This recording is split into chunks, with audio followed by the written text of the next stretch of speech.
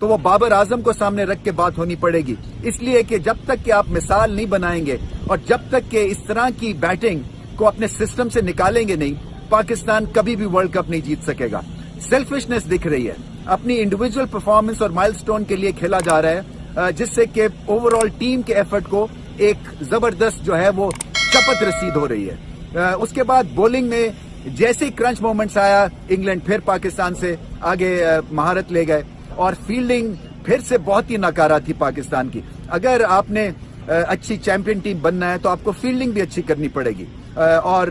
یہ تو ایک ایسا ڈپارٹمنٹ ہے جو کہ آپ مل کے اس کو درست کر سکتے ہیں۔ اس کے لیے کوئی نیچرل ٹیلنٹ ابیلٹی کی زیادہ ضرورت نہیں ہوتی ہے، محنت کی ضرورت ہوتی ہے، ایٹیچیوڈ کی ضرورت ہوتی ہے، اینٹیسپیشن کی ضرورت ہوتی ہے۔ وہاں پہ بھی پاکستان نے بہت مار کھائی اور بہت زیادہ کیچز بھی ڈراپ کیے اور چوکے بھی لگوائے، جس سے کہ پریشر جو ہے وہ کریٹ نہیں ہوا اور اینڈ میں پاکستان کے میچ سے ہاتھ نکل گیا۔ بولنگ جو ہے